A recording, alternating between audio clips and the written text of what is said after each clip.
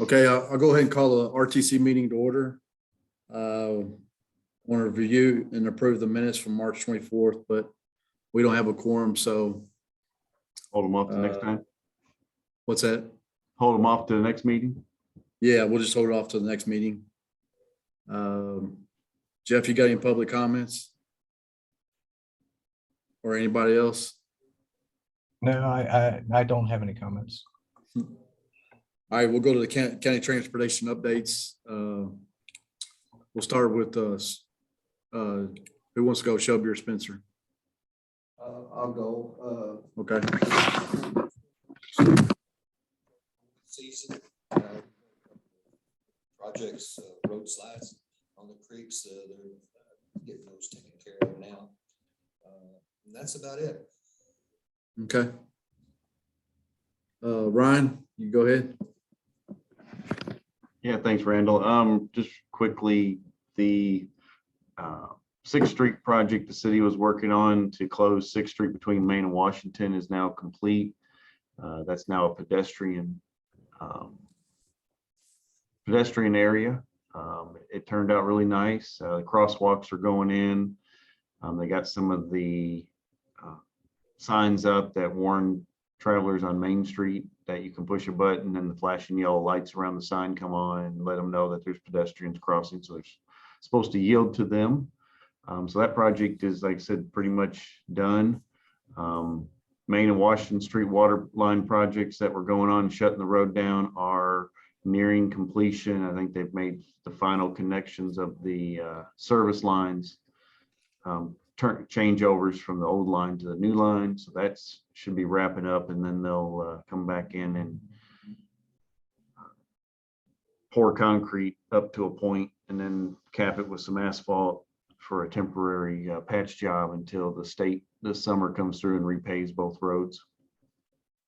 Highway 53 project out there, Mountain Road, it's moving along. They're finishing up some intersection work on 60 and 53, and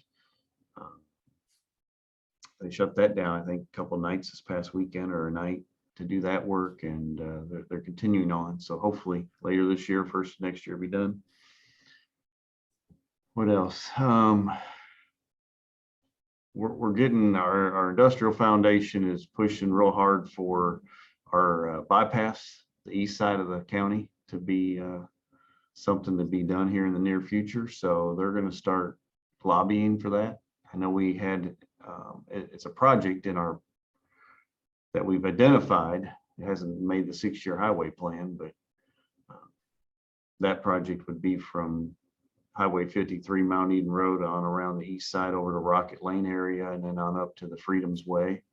And so we'd like to see that move forward. But no, hopefully we'll get some of these new roads built so we can help with some congestion out here. Yeah. That's all I got. All right, thanks. Thanks, Ryan. We're going to go to the next agenda item, which is the Kentuckians for Better Transportation update, and wanted to tell you about, should have Jeff do this update because it's talking about the Brent Spence Bridge. Governor Andy Beshear and Mike DeWine announced on the 24th to have a application requesting $2 billion in federal funding for the new improvements to the Brent Spence Bridge corridor that runs from northern Kentucky to Cincinnati.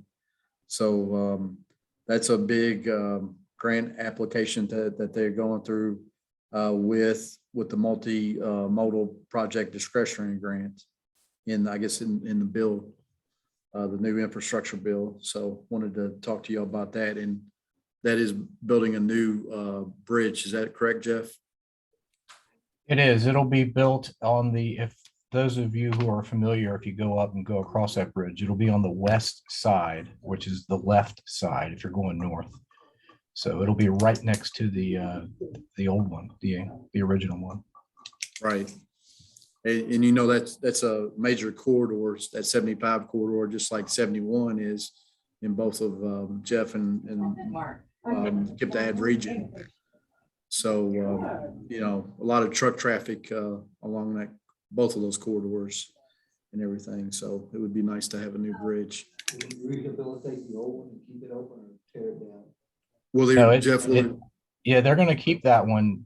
I believe it'll be how they're gonna split the traffic. I think, I don't know which way, but I think one bridge will be going one direction and the other bridge the other way, I believe.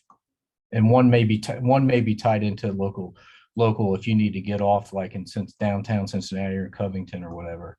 But they're keeping both. yeah, that's what they kind of did with the Kennedy Bridge.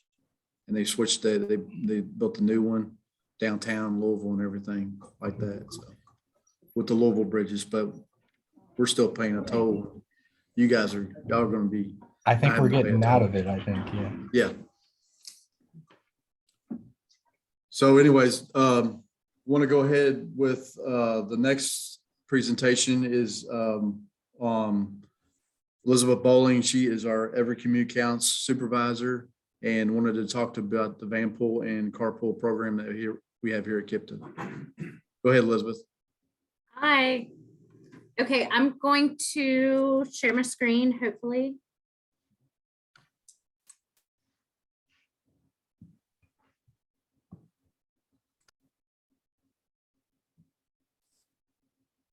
Did it work? Yes. Oh, good. Yes. Oh. Okay. So I am the program manager for our Every Commute Counts program. Hang on, guys, I'm sorry. How do I go to the next slide? Oh, there it is. Zoom has given all these new things that I have never seen. Oh, good. So our regional rideshare program was, I don't know if anybody, I'm sure you're familiar with it. We used to be called Ticket to Ride. In 2019, we actually rebranded to Every Commute Counts, which we felt fit more with our personality and program, vision, mission going forward. So we did an entire rebrand. Ticket to Ride primarily was our Vanpool program. And like I said, it started in a partnership in 2000 with TARC. So we actually at KIPTA administered the regional Vanpool program. It is part of the MPO. So we are housed in the transportation division at KIPTA, and we serve our entire county, our entire region. So as long as you live or work in one of our counties, then you're eligible to participate in our program. So when we were going through all the different aspects, we really focused on trying to be a resource for our community. You know, connecting, improving the quality of life for those that reside here. You hear Randall always talking about serving the region. It's just an extension of what we're doing for our commuters, and really working with employers, strengthening that relationship between the commuter, the employee, and the employer. Promise to commuters, trying to really help with daily commutes. And overall, the main part of it is reducing the single occupancy driver.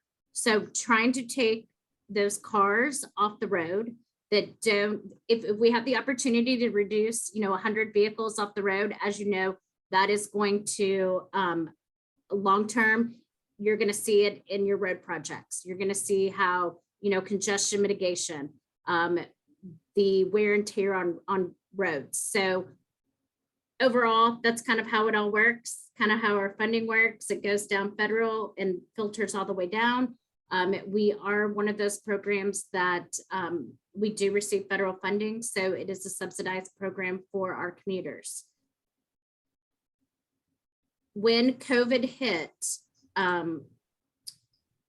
we experienced a tremendous loss of our Vanpool program. And I can go a little bit more in that, but really what we're trying to do now is look at why rideshare, why should people? Metro Louisville, almost all of our van pools actually travel through Metro Louisville. They have an 80% reduction in green gas emission goal by 2050. I don't know if that'll change with new leadership. Doubtful. I'm sure it'll still be one of those things that is important that they're going to focus on. We know that we have the growth of Louisville and surrounding counties. I live in Bullitt. I moved from Jefferson to Bullitt. It is blowing up. Spencer was one of the fastest growing counties in the state of Kentucky. I don't know where it is now, but in the 90s when Randall and I started, the late 90s, that was the county that was going. So people are still going to, they can't afford to live in Jefferson County within the Waterston any longer. So people are moving out, which means their commutes are probably longer. We know that people are looking for walkable communities. There's more concern for the environment, and people are changing their mindset about commuting, especially after the pandemic. So that's where we're going to come in and we're going to fill those gaps. And of course, air quality. So everything comes with air quality. When you're looking at funding and everything, it comes down to air quality, how much we can save in admissions, and looking at it that way for our program. So we track everything for our Vanpool program and for our commuters that actually log their commutes. Very interesting because we can actually separate that out by county, where the people are going, where they're coming from. And in our green options, really trying to push our green options in our region. Transit, TARC, a lot of those express routes that may have been going out to certain areas were pulled prior to COVID, and then with COVID, it pretty much decimated their system. But looking at carpooling, vanpooling, biking, walking, telework, huge. Still seeing the telework and how it affects our program and the flexible work schedules. So those are green options that we're really trying to promote. Carpool, live, work, we have a ride matching system that gives the ability for commuters to log in where they work and their home address to see if there are other commuters that are going to work to their same workplace. Our rideshare matching was down for the last 2 years, but we've seen a high increase of commuters logging back on and looking for those rides as people continue to return to the workplace. So our Vanpool program is kind of, as they say, the bread and butter of our program that pays our bills. It is a Vanpool is coordinating employees, utilizing 8, 12, and 15 passenger vans. We currently have 53 vehicles in our fleet right now. We have like I was talking about, our rideshare software is available to employees, employers, regular commuters. Our participants do pay a monthly fare for their service. However, it is heavily subsidized, and they are eligible for pre-tax deductions. They are emergency ride home eligible, and I'll talk a little bit about that at further slides.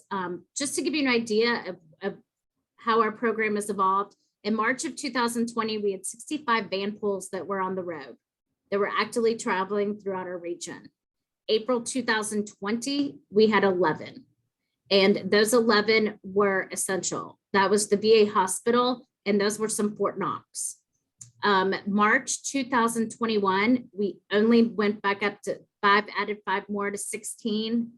And happy to say in May of 2022, we are back to 33 van pools, and we will be adding an additional 3 next month in June, getting people back on the road. So we know that we probably will never go back to 65 van pools in our region, but having 45 is probably our sweet spot. We have reduced staff.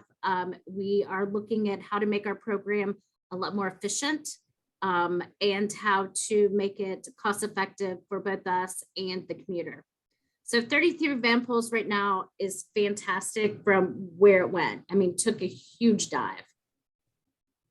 And of course, no one was going to work. And the majority of those vanpools, and it isn't that people lost their jobs, it was that they were teleworking. So even though they're not vanpooling, they're still commuting green. It just doesn't pay us. So that's okay. Our emergency ride home program is probably one of the most, no one really knows that this exists.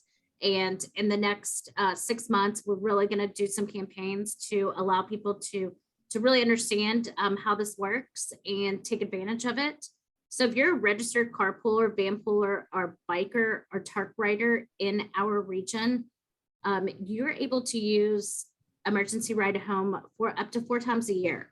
And we reimburse that ride, that trip 100% for 100 miles.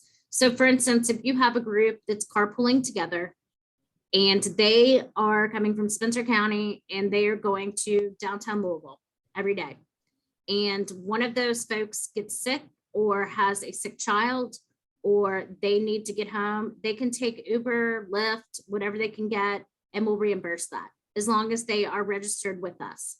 So that's something that when you're looking at really promoting a ride sharing, people are scared. You know, they're like, I can't take the chance that I can't get home. This is the insurance policy right here, up to 4 times a year. And that's for vanpoolers, that's for anybody that takes TAR. But like I said, it is not used. I don't think we've had an emergency ride home in the past 3 years. So, I mean, 2 of those years were COVID, but even before that. So we're hoping to really promote that, get people to register that are already carpooling. And that's kind of one of our a focus also is capturing those groups that are carpooling. We know that we have some fantastic park and rides in our region, and really trying to get those folks to register with us, identifying who they are, where are they going, you know, what are those patterns. But we're not going to get more park and rides. We're not going to put funding into those if we don't know that people are actually using them. So I know that Oldham County has a beautiful park and ride that was built for a TARC route that was eliminated. And we've actually started a vanpool last month in that spot. So they're all parking. We have a vanpool that goes to Cincinnati to the federal building, and they park in that lot. So Oldham County is being utilized. And then so going up that way. So emergency ride home, great. So here's just a picture of our van. And then a TARC bus that we did. This was all pre-COVID. We haven't had very much excitement since COVID. We had to shut down most of our stuff, but these are just some pictures of what they look like. We do have a responsive website. So with our rideshare program, you can, like I said, if you were looking for ride matching, you can go online and get immediate results of someone that is in your area that would match with you to rideshare. If you were looking for a TARC route, we have that capability. If you were looking for a vanpool and say, hey, I want a vanpool, it will tell you every vanpool that fits your criteria. You can also log your commute, which we are really encouraging. Your emergency ride home can be done online. We have how much is your driving alone costing you right now? It's probably outrageous. That is actually connected to, I think, the AAA website. So with gas prices, your different options. So in 2019, we had about 2,500 registered commuters. We have really not touched that. We have not deleted or added additional. So we're still holding out at about 2,500. Our website also does all of our vanpool administration, billing, maintenance, monitoring. It's our hosting site. Anything that we need to do to manage our program is done through our website. We also do incentives and milestones, which to try to incentivize commute logging. In the very beginning of the pandemic, we had hundreds of people logging their telework. Now everybody has computer fatigue. So it's dropped off. So we're trying to get back to get people to say, hey, I know that you're still commuting to, maybe you're only commuting to the workplace twice a week and you're teleworking 3 times a week. Log that commute so we can kind of see what's going on. I think traffic patterns have picked up, and well, anywhere on 64, Gene Snyder, any of those 71, people are going back to work. So we do know that. Badges are awarded for commute milestones in our system. We have all the environmental impact reports for commuters. We can also separate that out for employers or a region. So like for say, we wanted to do Taylorsville, we would be able to do that. Or we wanted to do Simpsonville, you know, any of the commuters that are going to Simpsonville that are registered with us. That kind of just gives you an update to kind of see what it looks like. It gives you all of your savings reports. It's probably not very easy to see, but how you log. And our badges. This is a big deal as well. This was actually launched right before COVID. So we will be relaunching this program. So like you get a badge for your first green commute, 100th green commute, 10 years that you've been in a program. This also works with our cell phone app. We have a mobile app that we will be relaunching. It again, everything happened like that March of 2020. So our mobile app, you can log your commute on that. And we'll be going through and doing some advertising in the next few months. We have a new staff, so we're kind of working not as fast as we'd like to, but trying to get our foundation built back. But this kind of gives you an idea of our program and everything. We know all the trip segments that have been reported to us and our impact, all our emissions that are reduced, our vehicle miles reduced, vehicle trips reduced, so that overall we can look at the program as a whole. So also employer commute program is really imperative as we move forward. As people are returning to work, and especially in distribution and manufacturing, gas prices are really taking a toll for our employers.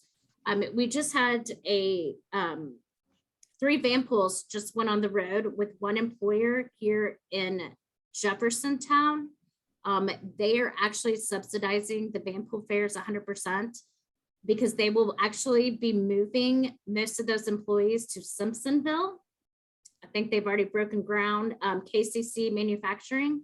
And I think, Randall, have they broken ground? I think they have broken ground, maybe. Yes, they have.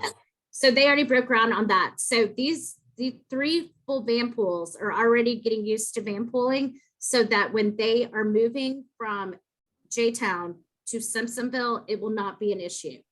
They're already going to be able to go. They'll already have those employees in place.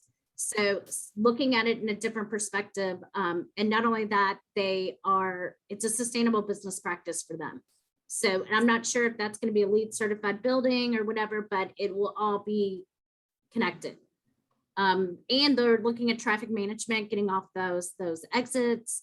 They looked at all of it, and what they felt the best choice for their employees was to provide the benefit for them, get them started so that when they do move, everything will run smooth. So very excited to partner with them. But getting it started, I mean, we look at needs assessments, we look at if there are commuter plans, we implement the program. All of that is complementary. I mean, it's part of our program. So we go out and can kind of look and work with the employers, or just specific groups like our LaGrange group. They all were federal employees, and they were all taking TARC, and they decided to call and say, hey, you know, we have to go back to work. You know, we're not teleworking any longer. We were taking TARC, so we didn't have to pay for parking. Your program fits what we need.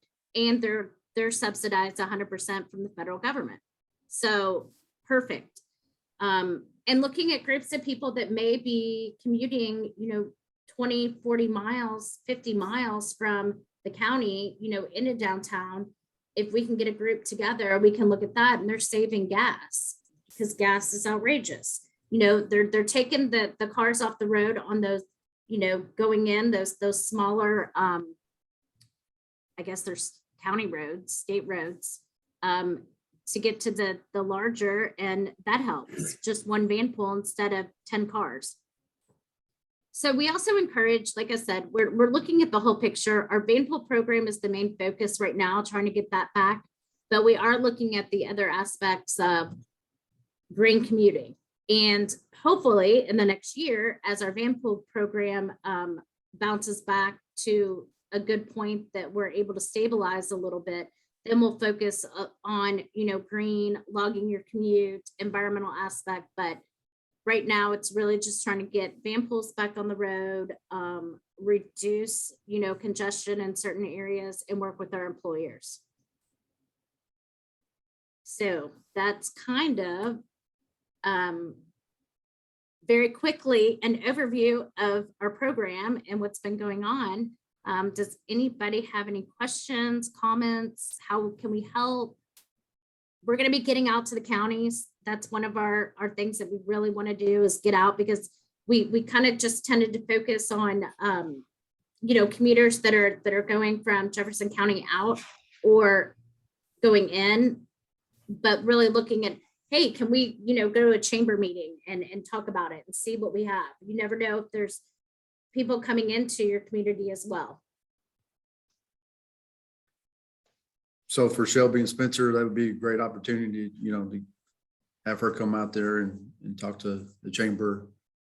You know, those type of people, so we can get some more Vanpools on the road. I'm glad to see that it's coming back, and the gas prices are crazy. So that it's, you know, so I really think this is a great program. So thank you, Elizabeth. I really appreciate it. Anybody else have any other questions? You're welcome. No, I appreciate the information. It's glad to see that it's increasing Oh my gosh, yeah. than where it went and how it tanked so bad with the COVID. But, you know, our chamber, I'm sure they would love to have you out here. I would give them a call.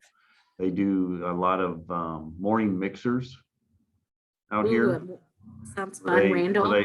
Where they set up at whether it's at one of the banks or somewhere, they have pastries and coffee and drinks, and it's a pretty good turnout. So it might be a good opportunity to mingle with those people and talk to them about it.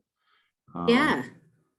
So I would get with our chamber out here in Shelby County and try to, either they've done some business after hours, maybe things too, I think. So they have some different events they do that you might be interested in coming out and having a little information packet to hand out. So Yeah, that'd be great. Thank you. and it's good to see that KCC is already starting what they're going to do, because them moving here and all those people that are already established living in Jefferson County here, we'll take them, and they want to move out here, but we're growing Oh, yeah. already fast enough, so they can, if they want to stay put, that's good too. Yeah, and they have their own transportation. Yeah. So thanks for the info. You're welcome. I'll go to the next agenda item, is the KIPTA bike, a pedestrian sidewalk inventory that the ads have collected all the sidewalk data and bike lanes, multi-use paths, sidewalks, and each year we update this inventory. Each ad does. So we submitted ours into KYTC today, the KIPTA updates, and we had some from Jefferson and Shelby County. So we put in Jefferson County, we put the multi-use path there on US 60, and then there's some sidewalks that we've also added in Jefferson County. Ryan, in Shelby County, you talked about Kentucky 53. We put the new multi-use path there on 53. And I don't know if Zach had contacted you, our GIS supervisor. I told him to give you a call to see if we had any updates in Shelby County, because I know there's been a lot of development there. So, I mean, yeah, we've got a lot of new sidewalks with all the new streets for the new subdivisions and stuff, but no, it's good to hear you got that in there. We're still pushing hard on all new developments putting in sidewalks, so make it Good. pedestrian friendly. Yeah, and so when we update that each year, you know, each May we update that. So if you have anything that you can let me know about this upcoming year that that needs to be added to that inventory. I appreciate it. Yep. The next agenda item I kind of wanted to talk to you about was the Safe Streets and Roads for All grant program. This was in the build grants, and it supports regional, local, and tribal initiatives to prevent roadway death and severe injuries. It's up to 5.6 billion in funding through 2022 through 2026. It's a discretionary grant, and counties and cities are eligible to apply for this. So though the NOFA has already gone out this month, notice of funding opportunities through the grants.gov website. They're federal highways, and I know some of them are already starting to have webinars on this. I can send that out to you guys if you're interested in it. And then the applications are expected 120 days after publication of the NOFA. So with that, I just wanted to kind of let you know about that discretionary grant through the new infrastructure bill. Randall, did you say anything about, is it a matching grant or? I believe it's I think it's 80-20 local 80-20? match. Yeah. Yeah, if you could send information on that out, please do. Yeah, it's it says eligible activities. It's planning, developing a comprehensive safety action plan, planning and design development activities, and carrying out projects and strategies identified in the action plan. And it says 80-20% federal. So I'll send that out to you. Okay, thanks. Yeah. I'll send that out to you, Jim, Yeah, too. please. And then in other business, we won't have any RTC meetings this summer. I will be going out or doing Zoom meetings to each county and talking about highway plan projects and development like we usually do each year. So I'll be scheduling those with the judges and everything, and having those meetings and everything. So I always appreciate your input on the economic development and transportation that we do on that. So, and those projects usually feed into when we prioritize in the highway plan. And a new highway plan should be, Kentucky Highway Plan official plan should be out this week or next. I know you've seen it already, but the hard copy should come out pretty soon. So, with that saying, that's all I have. We don't have a quorum, so I just wanted to adjourn the meeting. So I appreciate all y'all's input. Thank you, Randall. Thank you, guys. Thank you. Everybody Appreciate have a good holiday weekend. Thanks, All right, you Randall. too. Yep. All right, thanks.